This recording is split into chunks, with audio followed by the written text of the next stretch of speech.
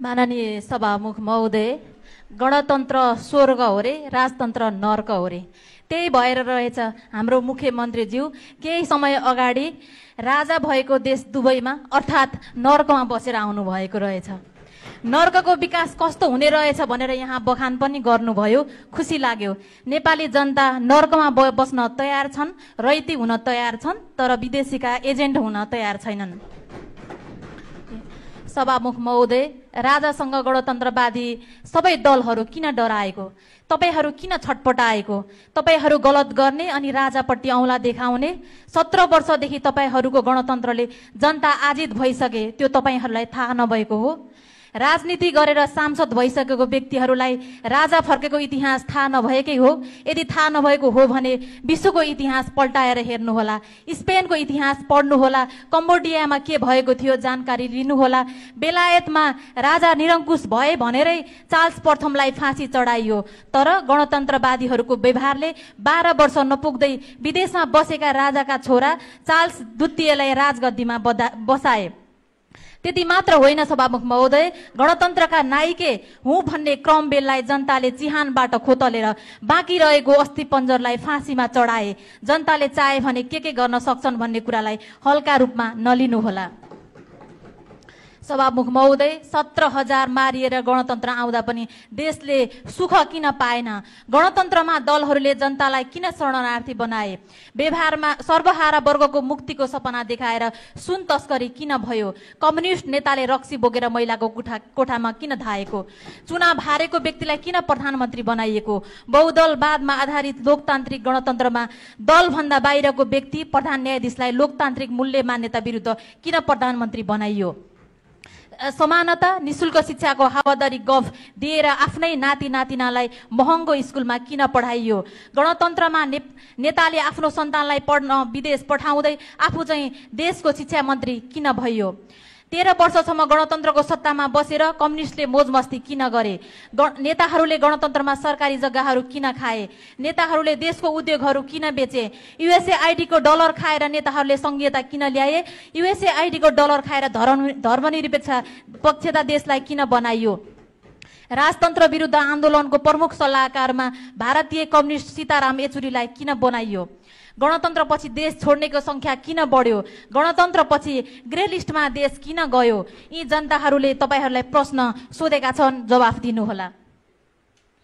सभामुख महोदय, युवाहरू किन विदेश गएका छन् भनेर सरकारले छानबिन समिति बनाउने रे? युवा विदेश किन गए भन्ने यो सरकारलाई साँच्चै थाहा नभएको हो? देशमा भरपर्दो स्वास्थ्य व्यवस्था छैन, शिक्षा गुणस्तरीय छैन, रोजगारीको व्यवस्था छैन, अनि किन बस्ने देशमा युवा?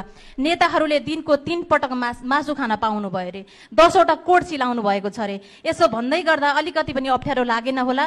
देशका युवा आफ्नो परिवार बालबच्चा पाल्न धौधौ भएर खाडी गएर श्रम बेचेर पसिना बगाउने, अनि नेताहरूले उनीहरूले पठाएको रेमिटान्सबाट तलब खाएर 3 चोटि मासु खाना पाएका छौं भनेर खुसी हुने। ती युवाहरूको आँसु लाग्छ तपाईहरूलाई। तपाईहरू गणतन्त्रका नाउँमा देश लुट्ने अनि जनताले तपाईहरूको जय जयकार गर्नुपर्ने। शिक्षक सडकमा, डाक्टर सडकमा, सहकारी पीडित सडकमा, सबैजसो नेपाली सडकमा, नेताहरू सिंहदरबार र भैँसे पार्टीमा, अनि गणतन्त्रले गजब भए भनेर भनिदिनु पर्ने हो। सभामुख महोदय, फागुन 25 गते एयरपोर्टमा उपस्थित भएको लाखौं जनताले तपाईहरूको गणतन्त्र नबुझेरै आएका होलान् कि ती नेपाली जनता नै होइनन्? जवाफ दिनुहोला। जनताको 30 वर्ष पञ्चायतमा बर्बाद भयो भनेको पनि सुनियो। 30 वर्ष पञ्चायतमा देशमा के भएको थियो भन्ने जानकारी नभएको हो। 14 अञ्चल 75 जिल्ला कसले बनायो? नेताले कि राजाले? नेपालमा भारतीय पाठ्य पुस्तकको रोक कसले लगायो? भारतीय सेनाको उपस्थिति नेपालमा कसले रोक्यो? जलस्रोतमा भारतीय हस्तक्षेप कसका पालामा रोकियो? पञ्चवर्षीय योजनाको सुरुवात कसले गर्यो? राष्ट्र ब्याङ्कको स्थापना राजाले गरे कि गणतन्त्रवादी नेताले? भूमि सुधारको व्यवस्था कसले गरे? सर्वोच्च अदालत कसले बनायो? सभामुख महोदय, पूर्व पश्चिम राजमार्ग, अरनीको राजमार्ग, पृथ्वी राजमार्ग लगायत सबै जसो राजमार्ग कसका पालामा बने? वीरगञ्ज चिनी कारखाना, कृषि औजार कारखाना, विराटनगर जुट मिल, गोरखकाली टायर, जनकपुर चुरोट कारखाना, जनताले जुत्ता लगाउन पाएनन् भनेर बाँसबारी जुत्ता कारखाना कसले खोल्यो? सस्तोमा स्वदेशी कपडा लगाउन पाउन् भनेर हेटौडा कपडा उद्योग, बुटोल धागो कारखाना कसले स्थापना गर्यो? सिमेन्ट उद्योग, त्रिभुवन विश्वविद्यालय कसले सुरुवात गर्यो? नेपाललाई युएनमा सदस्यता कसले दिलायो? राजाका पालामा बोल्न पाइँदैन थियो भन्दै भ्रम नछोडौँ।